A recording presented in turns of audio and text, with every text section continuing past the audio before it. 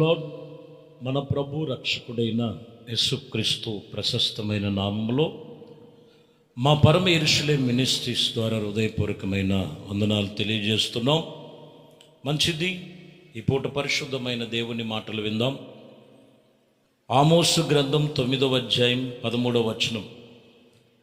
రాబోవు దినములలో కోయివారు దున్నువారు వెంట వత్తురు.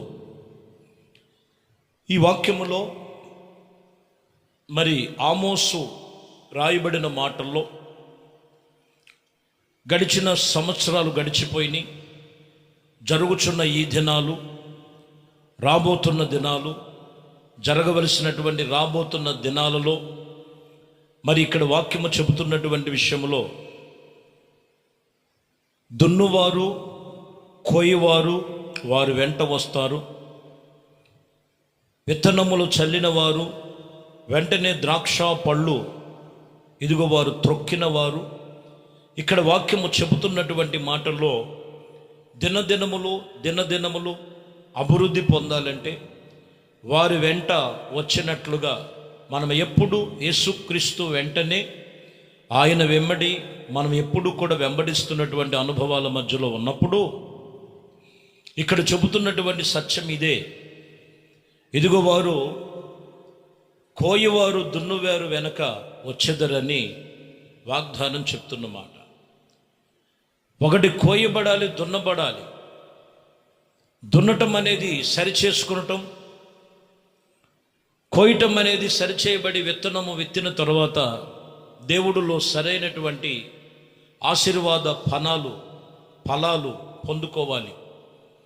ఏదో భక్తి చేసుకుంటూ వెళ్ళిపోయేది కాదు. దేవుడిలో నువ్వు ఫలభరితముగా మార్చబడిన అనుభవాల మధ్యలోనికి రావాలి.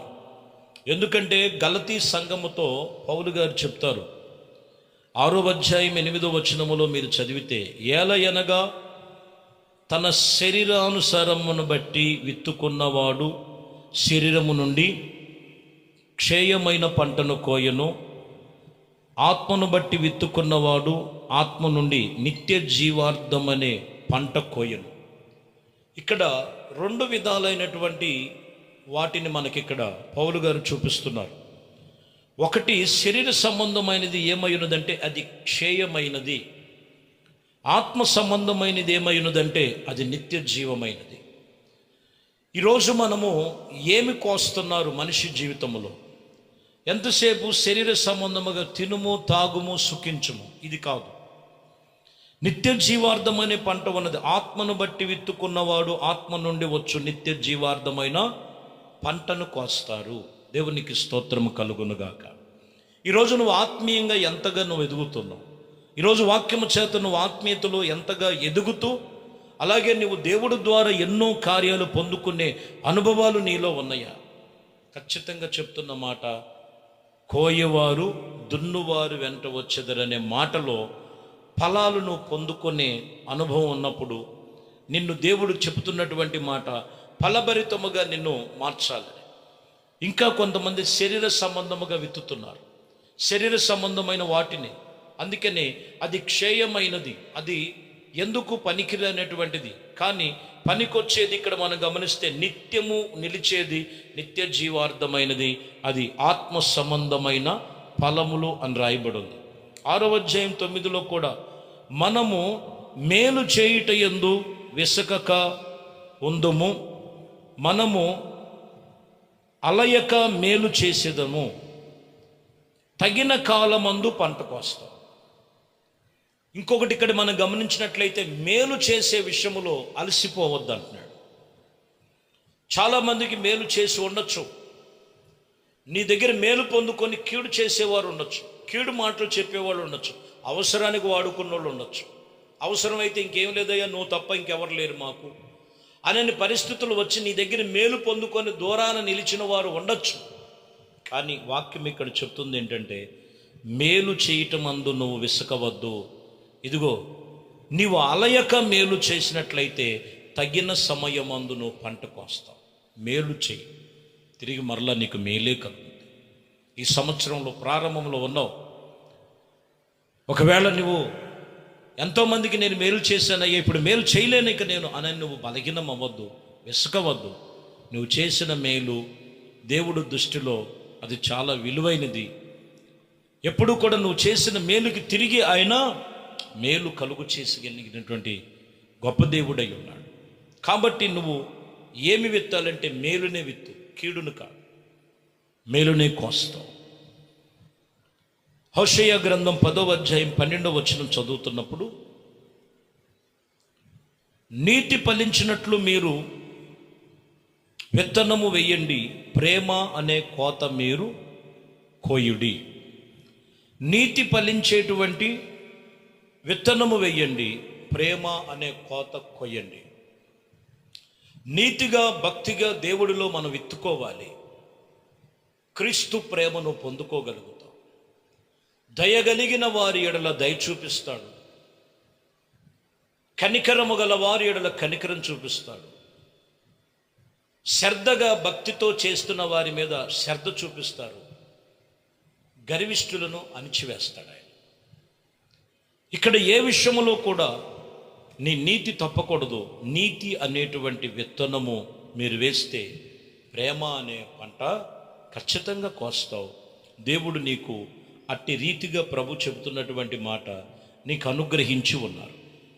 ప్రియమైన దేవుని బిడ్డలారా, కాబట్టి ఈ మాటల్లో మీరు గమనించినట్లయితే యేసు ప్రభు వారు ఇలాగే ఆయన శిష్యులతో చెప్తున్నారు. ఆ ప్రాంతానికి వచ్చి 4వ అధ్యాయంలో యోహాను సువార్త 35, 36 వచనాలు చూస్తున్నప్పుడు, ఇంకనూ 4 నెలల తర్వాత కోత కాలము వచ్చునని మీరు చెప్పెదరు కదా.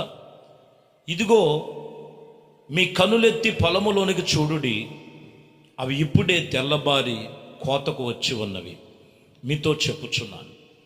విత్తువాడు కోయువాడు కూడా సంతోషించినట్లు కోయువాడు నిత్య జీతమును పుచ్చుకొని నిత్య జీవార్థమైనటువంటి ఫలము సమకూర్చుకొనుచున్నాడు. ఇక్కడ గమనించాలి. శిష్యులు చెప్పినటువంటి మాటకి యేసయ్య ఏమని చెప్తున్నాడంటే, ఇంకా 4 నెలలు కాదు, ఇప్పుడే రైట్ టైం, ఇప్పుడే వాక్యం వింటున్న నీ జీవితంలో ఖచ్చితంగా మంచి నేలలో నువ్వు విత్తుకో. హృదయమును దేవునికి అప్పగి నీ కనులెత్తి ఆయన వైపు చూడు. ఆయన వాక్యం చెబుతున్న మాట ఏంటంటే, విత్తువారు కోయువారు కూడా సంతోషించి నిత్య జీవార్థం అనే ఫలాన్ని చూస్తారు. ఇప్పుడే కోతకు వచ్చి ఉంది. దేవునికి నీ హృదయము ఎప్పుడైతే నువ్వు సమర్పించుకుంటావు, అప్పుడే దేవుడు నీ పట్ల ఆయన కృపలో నిన్ను భద్రపరచగలిగిన సమర్థుడు, శక్తి కలిగిన దేవుడు. ఆయన పేరు నజరేయుడైన యేసు. కాబట్టి ప్రియమైన దేవుని బిడ్డలారా, వాక్యం ఇక్కడ చెప్తున్నటువంటి మాట, ఆయన మనకు ఇదిగో గొప్పగా ఆయన ఆశీర్వదించి దీవించి ఆత్మ సంబంధమైనటువంటి కృపతో ఆయన భద్రపరచగలిగిన వాడు.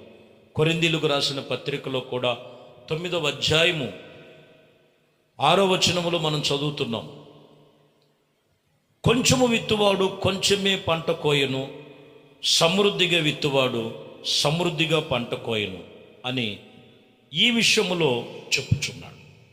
ఇక్కడ మీరు గమనించినట్లయితే ఇది దేవుని యొక్క ఆత్మ సంబంధమైన విషయంలో, సంఘ పరిచర్యలో దేవుడు మాటల గురించి కొన్ని విషయాలు చెప్తుంటారు. కొంచెం విత్తితే కొంచెమే కోస్తావు, ధారాళముగా విత్తితే ధారాళముగా సమృద్ధిగా కోస్తావు. ఇక్కడ మీరు గమనించినట్లయితే ముందు మీ హృదయములో దేవుని వాక్యం విత్తుకోండి. దేవుని వాక్యానికి మీరు సరెండర్ అవ్వండి.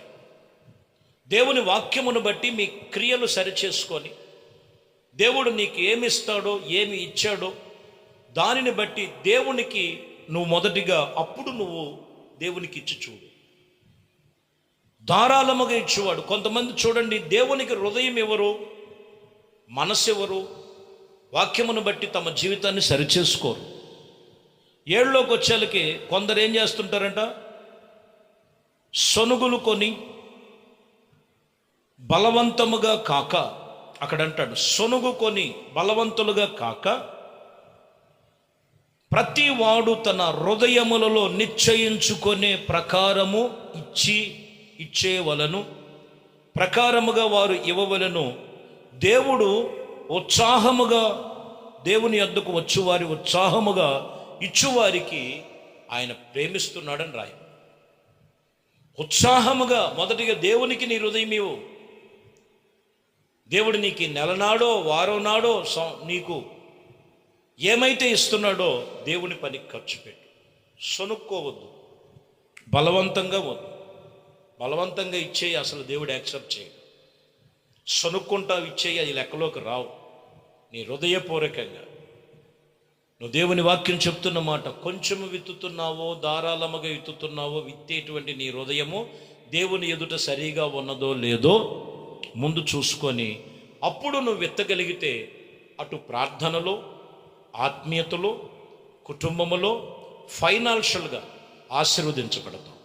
ఈ ఆశీర్వాదాలు ఎక్కడ ఉన్నాయంటే నీ హృదయ పరివర్తనలోనే దేవుడు వాక్యము చెబుతున్న మాట దాగి ఉన్నాయి. కాబట్టి జరుగుచున్న ఈ దినాలలో దేవుడు నిన్ను సమృద్ధిగా కోయేవారుగా, దున్నువారు నీ వెంట వచ్చినట్లుగా దేవుడు ఈ మాటల చేత ప్రతి మాటలు చెబుతూ ఉండగా, ప్రతి మాట ఏది కూడా విడిచిపెట్టక దేవుడు మాటలు నీ హృదయములు దాచుకో. దేవుడి సన్నిధిలో నువ్వు ధారాళముగా నీకు కావలసినదంతా కూడా ఆరోగ్యము, ఆశీర్వాదము, దీవెనలు, మేలులు, నూతన ధనము, నూతన కార్యాలు సమృద్ధిగా కోయువారుగా మీ కుటుంబాలను దీవించునుగాక. ప్రార్థన చేద్దాం. పరిశుద్ధుడా, ప్రేమ కలిగిన తండ్రి, దయగలిగిన మా ప్రభువా, మీ శ్రేష్టమైన పరిశుద్ధ నామమును బట్టి మీకు స్తోత్రాలు. మీ కృపా దయా సంకల్పమును బట్టి ఈ ఉదయకాలము ఇదిగో కోయివారు దున్నువారు మీ వెంట వచ్చెదరని, నిత్య జీవార్థమైన ఫలముని, సమాధానార్థమైన ఫలమని, ఇదిగోనైనా మేలుకరమైన ఫలమని, దేవా మీ పనిలో విత్తేటువంటి విత్తటంలో ధారాళముగా కోసేటువంటి ఫలములని, అనేకమైన ఫలముల గురించి మాతో మాట్లాడారు. ప్రతి ఒక్కరు విశ్వసించిన వారి జీవితంలో జరిగించి నెరవేర్పు జరిగించమని, ఘనత, మహిమ, ప్రభావాలు మీకే పొందుకోమని నజరేయుడైన యేసుక్రీస్తు నామములో ప్రార్థించి వేడుకొనుచున్నాము తండ్రి. ఆమేన్. ప్రభు మిమ్మల్ని దీవించి ఆశీర్వదించునుగాక. ఆమేన్.